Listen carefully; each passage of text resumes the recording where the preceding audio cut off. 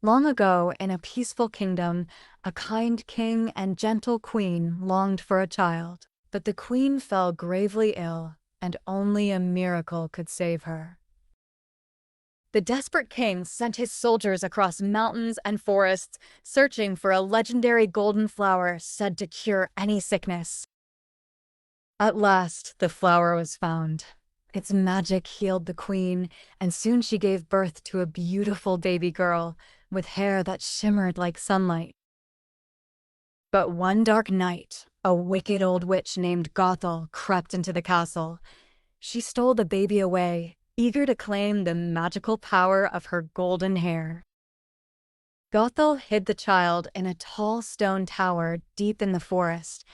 There was no door, only a single window at the very top.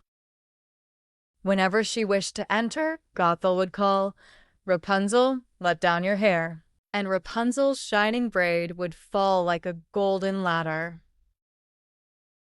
Years passed, and Rapunzel grew into a lovely young woman. Her hair stretched for many meters, yet her heart stretched even farther, longing for the world outside. Every year on her birthday, thousands of lanterns lit up the night sky.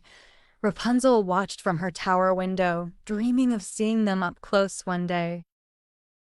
Meanwhile, in the kingdom, a clever thief named Flynn Rider stole the royal crown and fled for his life.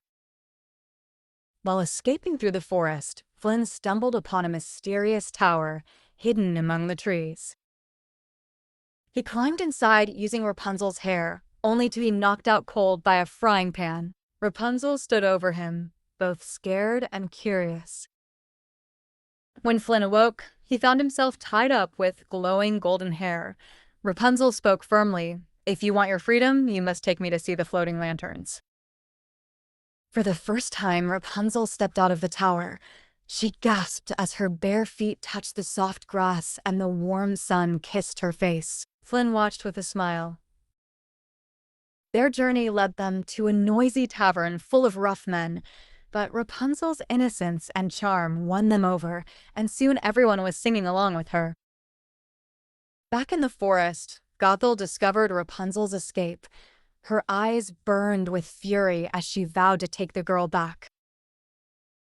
Meanwhile, the royal guards chased Flynn and Rapunzel. The pair barely escaped as a dam burst, sending torrents of water crashing around them. Flynn was swept away, but Rapunzel threw out her hair and pulled him to safety, saving his life. Later, Flynn winced from a wound on his hand. Rapunzel gently wrapped her glowing hair around it, healing him instantly. Flynn stared in amazement. You're magical," he whispered. At last, they reached the Lantern Festival. Sitting together in a small boat, Rapunzel and Flynn released their lantern into the sky, surrounded by thousands of glowing lights. Flynn handed the crown back to her and looked into her eyes. "The greatest treasure," he said softly, "is not this crown, it's you." Suddenly, Gothel appeared from the shadows. She dragged Rapunzel back toward the tower, leaving Flynn wounded and bleeding on the ground. Rapunzel begged to stay with Gothel if it meant saving Flynn's life. But with his last strength, Flynn cut her hair short. The golden magic vanished, and Gothel turned to dust.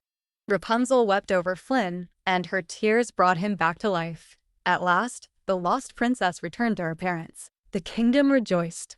Lanterns filled the skies once more, and Rapunzel and Flynn lived happily ever after.